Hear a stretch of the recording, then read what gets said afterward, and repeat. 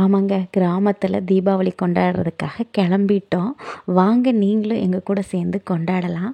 இப்ப எங்க வீட்ல இருந்து எங்க அம்மா வீட்டுக்கு தான் கிளம்புறோம் தீபாவளி கொண்டாடுறதுக்கு. இங்கே புதுசா குடி வந்திருக்கனால நமக்கு யாரையும் அவ்வளவா தெரியாது. வீட்டுக்குள்ளேயே பலகாரம் சுட்டு சாப்பிட்டுட்டு, என்னடா தீபாவளி அங்கெல்லாம் போனோம்னா ரிலேஷன்லாம் இருப்பாங்க. அங்கே போய் நல்லா 4 பேரோட உட்காந்து பேசிக்கிட்டு இருந்தா அது ஒரு மாதிரியா இருக்கும்.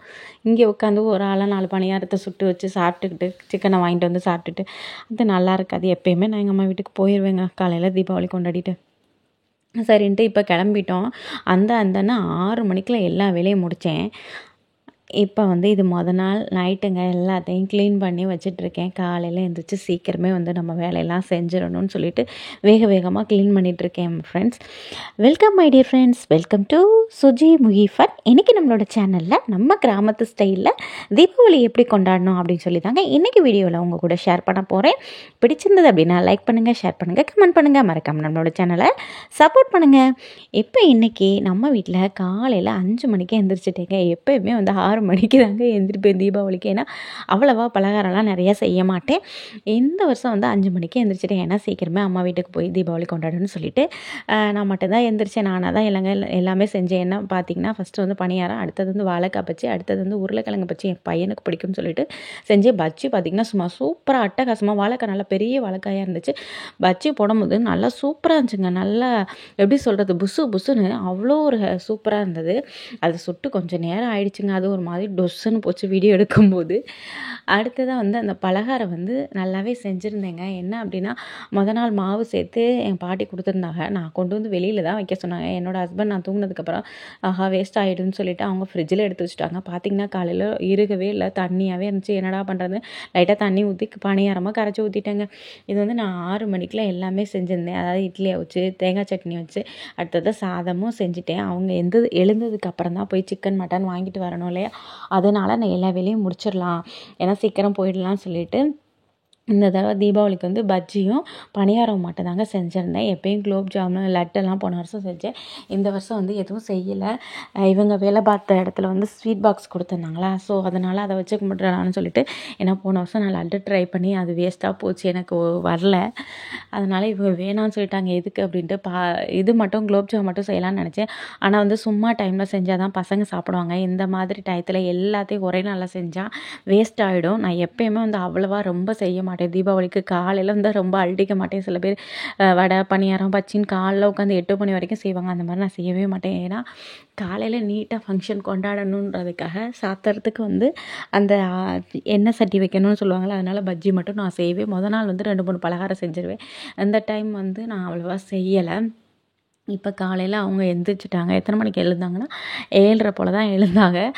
பசங்க 8 மணிக்கு மேலே ஆகிடுச்சு எழுந்து சாமி கும்பிட்றதுக்கு. எழுந்திரிச்சு தண்ணி காய போட்டு, ஏன்னா அன்னைக்குன்னு பார்த்தீங்கன்னா தீபாவளி அப்போ சரியான மழை. எல்லாருமே அவ்வளோவா தீபாவளி கொண்டாடி இருக்க முடியாது. சும்மா நாளைக்கெல்லாம் சும்மா இருக்கும். தீபாவளி அன்றைக்கி குழந்தைங்களும் பாவம் லீவ் அன்றைக்கி வெளியில் போய் வெடி போட முடியல, எதுவுமே பண்ண முடியலங்க. அன்னைக்குன்னு பார்த்து மழை. சரி என்ன பண்ணுறதுன்னு அங்கேயே போயிட்டோம். இப்போ 8 மணிக்கு மேலே கரெக்டாக சாமி கும்பிடல 9 மணி ஆகிடுச்சுங்க. நான் நினச்சேன் 6 மணிக்கே வேலையை முடிச்சிட்டோம், இவங்க சிக்கன் எடுத்துகிட்டு வந்தாங்கன்னா சீக்கிரமாகவே சமைச்சிட்டு சாமி சீக்கிரம் கும்பிட்டுலான்னு பார்த்தா அவங்க எழுந்து வரதுக்கும் லேட் ஆகிடுச்சு, குழந்தைங்க எழுந்து வரதுக்கும் லேட் ஆகிடுச்சு. இப்போ ஒரு வழியாக சாமியும் கும்பிட்டாச்சு. என்னோடய ஹஸ்பண்ட் பார்த்திங்கன்னா இட்லி மட்டும் எடுத்து வைக்க சொன்னேன். அவங்க பார்த்திங்கன்னா பிளேட்டில் சாமி கும்பிட்றதுக்கு சட்னியெல்லாம் ஊற்றி வச்சு சாமி கும்பிட்டாங்க. எல்லாம் சரி, அதுவும் சரி நல்லாதான்னு சொல்லிட்டு சாமி கும்பிட்டாச்சு. என்னோடய பையன்கிட்ட தான் கொடுத்தாங்க. கற்பூரம் பற்ற வச்சு அவன் தான் சூடம் காட்டிகிட்டு இருந்தான் எல்லாத்துக்கும் சாமிக்கெல்லாம். ரொம்ப பூஜை சாமான்லாம் இல்லைங்க. வாடகை வீடு ஒவ்வொரு வீடாக மாறவும் பாதி நிறைய பூஜை சாமான் நிறைய செலவெல்லாம் வச்சுருக்கேன். எல்லாத்தையுமே என்ன பண்ணேன்னா மனசு ஒரு விரத்தின்னு சொல்லுவோம்ல, அது எனக்கு வரமாட்டேங்குது. அது எல்லாத்தையும் எடுத்து வச்சுட்டேன். என்னன்னா என் தம்பி என்றைக்கு இறந்தாலும் அதோட சாமி கும்பிட்றதே கொஞ்சம் அவாய்ட் பண்ணிட்டேன். கடவுள் கூட நம்மளை கைவிட்டுருச்சேன்னு சொல்லி மனசில் ஒரு வருத்தம் இருந்தது. அதனால் நான் எல்லா சிலையும் எடுத்து, நீங்கள் எல்லாம் கல்லாக தானே இருந்திருக்கீங்க, நான் கும்பிட்டது எல்லாம் வேஸ்ட்டாக தானே போச்சுன்னு சொல்லிட்டு அன்னைக்கு எடுத்து எல்லாத்தையும் மூட்டை கட்டி வச்சேங்க. அதுக்கப்புறம் கொஞ்சம் சாமியை மட்டும் தான் வச்சுருக்கேன். எல்லாருமே பார்க்குறவங்களாம் என்னை கேட்டாங்க, என்ன பூச்சி சாமானம் இல்லை எதுவுமே இல்லை. அம்மா எனக்கு நான் சிம்பிளாக தான் இருப்பேன் அப்படி சொல்லிட்டு. ஏன்னா என்னோடய மனசில் இருக்க கஷ்டத்தை இன்றைக்கி தான் நான் உங்கள் கூட ஷேர் பண்ணுறேன். விநாயகர் சிலை இருக்குது வெங்கலத்தில். அதுக்கப்புறம் வந்து முக்காலியே 3 முக்காலி வச்சுருக்கேன். அப்புறம் அந்த வாஸ்து பாத்திரம், அப்புறம் வந்து இது லக்ஷ்மி சிலை, இது எல்லாமே வெங்கலத்தில் தாங்க இருக்குது. அப்புறம் வந்து இது காமதேனு பசு, இது எல்லாமே இருக்குது. அதை எல்லாத்தையுமே தம்பி இறந்ததுக்கு அப்புறமா நான் எல்லாத்தையுமே தூக்கி மூட்டை கட்டி வச்சுட்டேன். ரொம்ப நாள் வந்து 1 வருஷம் வரைக்கும் சாமி கும்பிடாமே இருந்தேன். அதுக்கப்புறம் தான் சாமியும் கும்பிட ஆரம்பித்தேன். இப்போ வந்து திரும்பவும் பழையபடிக்கு சரி நம்ம குழந்தைங்களும் நம்ம வீட்டில் இருக்கவங்களும் நல்லா இருக்கணும் கடவுளே திரும்பவும் நான் நம்புறேன்னு சொல்லிட்டு கும்பிட ஆரம்பிச்சேன். இப்போ என்னோடய பையன் பொண்ணு எல்லாரும் வந்து கும்பிடுவாங்க. நான் வந்து இல்லை அப்படின்னு நினைக்கிறீங்களா? ஏன்னா நான் தான் கேமராமேனாக இருக்கேனே, அதனால் எப்பயுமே நம்ம வந்து வீடியோ எடுக்கிறனால இது பண்ண முடியல. ட்ரைபேட் இருந்துச்சு, ட்ரைபேடை எங்கே குழந்தைங்க வச்சாங்கன்னே தெரியல. நானும் வீடு மாறினது நிறையா பொருள் எங்கே இருக்குன்னே தெரியலங்க. பூண்டை எங்கே வச்சேன்னு தெரில, இடிக்கிற உரலை எங்கே வச்சேன்னு தெரியல, நிறையா பொருள் தெரியலைங்க. பாருங்கள், அம்மா வந்து ஸ்பெஷல் நைட்டி, பழைய நைட்டி தான் போட்டு உட்காந்துருக்கேன். இப்போ காலையில் குளிச்சுட்டு திருநீர் வச்சுட்டு சாமி கும்பிட்டுட்டு இருந்தாங்க. அவளோட சாமி கும்பிட்டுட்டு உட்காந்துட்டு ட்ரெஸ்ஸை கொடுத்தாங்க சாமி கும்பிட்டுட்டு.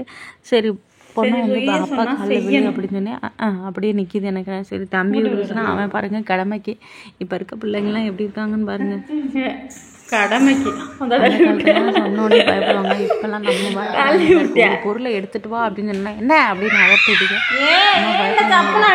அவங்க பொருளை எடுத்துக்கிட்டாங்க பேண்ட்டு வேஸ்ட் ஷர்ட்டில். இப்போ பாருங்கள், நான் சாமி கும்பிட்டதுக்குன்னு கரெக்டாக கும்பிடும் போது வந்து எல்லாமே சமைச்சிட்டேன். இட்லி, சாம்பார், சட்னி. இது வந்து சிக்கன் கிரேவி, சாம்பார் வைக்கல, தேங்காய் சட்னி தான். இது வந்து மட்டன் குழம்பு இருந்துச்சு, அதனால தேங்காய் சட்னி, மட்டன் குழம்பு, கிரேவி வச்சு சாப்பிட்லான்னு சொல்லிட்டு சாம்பார் வைக்கல. அப்புறம் நம்ம எங்கள் அம்மா வீட்டுக்கு போகிறவங்க எல்லாம் வேஸ்ட் ஆகிடும். இவங்க கடைக்கு போயிடுவாங்க. இப்போ சாமி கும்பிட்டாச்சு. அந்த அர்ச்சனை தட்டு தான் இங்கே இருக்குது பாருங்கள். இவங்க கடைக்கு போகிறதுனால எல்லாம் வேஸ்ட் ஆகிடும். செஞ்சுட்டு சிக்கனும் மட்டன் மட்டும்தான் எடுத்துகிட்டு வந்து செஞ்சோம். அங்கே மீன் எடுத்துருக்கேன்னு சொன்னாங்க. நான் அவங்கள சொல்லிவிட்டு வேண்டாம் நாங்கள் சாப்பிட மாட்டோம் எல்லாத்தையும் ஒரே நேரத்தில், அதனால சிக்கன்லாம் எடுக்காதீங்க, ஏன்னா நாங்கள் எடுத்துகிட்டு வரோம் அப்படின்னு சொல்லிட்டோம். செஞ்சு எடுத்துகிட்டு போயிட்டேன். ஏன்னா எனக்கு வந்து அங்கே போய் செய்கிறது விளையாட்டு இல்லை பக்கத்துலே. இதை எதுக்கு வீடியோ எடுத்திருக்கேன் அப்படின்னா, இது எங்கள் வீட்டுக்கு பக்கத்துலேயே உள்ளே இருக்கிறது தாங்க. இது நான் ஆசைப்பட்டு வச்ச சின்ன சின்ன செடிகள் தோட்டம். பக்கத்தில் எல்லாருமே திட்டுவாங்க, எதுக்கு இதுக்காக காசு செலவுன்றது. எனக்கு வந்து ரொம்ப நாள் ஆசை செடி வைக்கணும்னு. பாருங்கள், இப்போ சாமிக்கு படைச்சதை வச்சு நாங்கள் சாப்பிட ஆரம்பிச்சிட்டோம். எல்லாத்தையும் எடுத்துகிட்டு வந்தாச்சு. இப்போ வந்து என்னோடய பொண்ணு சொல்லிகிட்டு இருந்தா, எல்லோரும் உட்காருங்க, நான் தான் பரிமாறுவேன். எடிட்டிங் பண்ணலே கேமரா வேறு ஸ்டக் ஆகுது. என்னோடய பொண்ணு சொல்லிட்டு இருந்தால் நான் தான் எல்லாேருக்கும் பரிமாறுவேன்னு. சரி பரிமாறு, 8 மணிக்கு எழுந்திரிச்சு நீங்கள் சமைச்சது மாதிரி. சரி சரி பரவாயில்ல அப்படி சொல்லிட்டு. அப்புறம் அவளுக்கு வந்து ரொம்ப எப்பயுமே வந்து சாப்பாடு வந்து பரிமாறினா ரொம்ப பிடிக்கும். அவங்க தான் மேடம் தான் எல்லாேருக்கும் இட்லி, சாம்பார், கிரேவி, குழம்பு, அதுக்கப்புறம் வந்து சட்னி எல்லாத்தையும் வச்சுட்ருந்தான். இதில் ஒரு ட்விஸ்ட்டு என்ன அப்படின்னா, எல்லாத்தையும் செஞ்சு சாப்பிட போகும்போது தேங்காய் சட்னி கெட்டு போயிடுச்சுங்க. ஒரு மாதிரி கெட்ட ஸ்மெல்லு வந்துருச்சு. ஏன்னா 6 மணிக்கே நான் வந்து சட்னி வந்து செஞ்சுட்டேனா, ஆனால் நாங்கள் சாப்பிடல. கரெக்டாக 10:15 10:30 ஆகிடுச்சு. ஸோ அதனால அப்படியே கெட்டு போயிடுச்சு. நல்லா ஒரு தேங்காயும் போட்டு நல்லா கொள்ளன்னு லைட்டாக மட்டும்தாங்க தண்ணி ஆட் பண்ணியிருந்தேன். சரி காரம் வேணுன்றக்கா எப்போயும் பச்சை மிளகா போடுவேன். இப்போ வந்து நான் அந்த வரமிளகா, காஞ்ச மிளகா போட்டிருந்தேன். கொஞ்சம் நல்லா இருக்கும்னு சொல்லிட்டு, வாசமாக இருக்கும்னு சொல்லிட்டு அதை போட்டிருந்தேன். நல்லா செஞ்சுருந்தேங்க. கடைசியாக வந்து அந்த சட்னியை ஒன்று கூட சாப்பிட முடியல யாருமே. அப்புறம் மாட்டு தொட்டியில் தான் ஊற்றினோம். இதை வந்து பேருக்கு வச்சோம். சாப்பிட்டு பார்த்தோன்னா நான் தான் சொன்னேனே, என்ன இப்படி கெட்ட ஸ்மெல் அடிக்குதுன்னு. எங்கள் வீட்டுக்கார் பார்த்துட்டு பேசாமல் இருந்துட்டாங்க. ஏன்னா நான் ஏதாவது சொல்லுவேன், இவ்வளோ கஷ்டப்பட்டு செஞ்சுட்டு அப்படின்னு சொல்லிட்டு. அப்புறம் நான் தான் சொன்னேனே, ஐயோ என்னடா அப்படி போச்சு சாப்பிட்ற. அதான் என்ன சொல்கிறது, கை கட்டினது வாய் கேட்டாதுன்னு சொல்லுவாங்களா, அது மாதிரியே ஆயிடுச்சுங்க. உங்கள் வீட்டிலலாம் என்ன ஸ்பெஷல் தீபாவளிக்குன்னு சொல்லிட்டு மறக்காமல் கமெண்ட்டில் சொல்லுங்கள். எப்படியும் என்னோடய வீடியோ பார்க்க மாட்டீங்க, அது இருந்தாலும் நானே சொல்லிக்கிறேன். அது என்னன்னே தெரியலங்க. எல்லாருமே பெரிய பெரிய யூடியூபர்ஸோடைய வீடியோ மட்டும் தான் பார்க்குறாங்க. எங்களை மாதிரி சின்ன சின்ன யூடியூபர்ஸோடைய வீடியோ வந்து பார்க்கவும் மாட்டேங்கிறாங்க. என்னன்னே தெரியல. பெரிய வளர்ந்தவங்களுக்கு மட்டும்தான் சப்போர்ட் பண்ணுறாங்க. எங்களை மாதிரி வளர்றவங்களுக்கு சுத்தமாக சப்போர்ட் பண்ண மாட்டேங்கிறாங்க. இப்போ வந்து அம்மா வீட்டுக்கும் வந்தாச்சு. வர வழியில் மழை பார்த்திங்கன்னா பாதி தூரத்துலேயே வெளிக்கு இது ரெயின் கோட் வச்சுருந்தேன், அதை எடுத்து போட்டுட்டு வந்தாச்சு. பாருங்க வீடெல்லாம் தண்ணி ஃபுல்லாகிடுச்சு. இதுக்கப்புறம் வந்து வீடியோ எடுக்கிறதுக்கும் கொஞ்சம் மறந்துட்டேங்க. ஏன்னா வந்த பிஸி வேறு. அப்புறம் கேமரா தூக்கிட்டே இருந்தேன்னா ஃபோன் எடுத்துகிட்டு இருந்தேன். சும்மாவே எங்கள் வீட்டில் திட்டுவாங்க எப்போ பார்த்தாலும் ஃபோனுன்னு. அதனால் பயந்துட்டு எடுக்கவே இங்கே வந்து ஃபோட்டோ எடுக்கிற சாக்கில் இதை எடுத்துகிட்டு இருந்தேன். அவங்கள வந்து வீடியோ எடுத்துகிட்டு இருந்தேன். எடுத்துகிட்டு அதுக்கப்புறம் வந்து சாப்பிட்டோம். அதெல்லாம் வந்து வீடியோ எடுக்கணும்னு நினச்சேங்க. ஆனால் வந்து மறந்தும் போயிட்டேன். பயம்.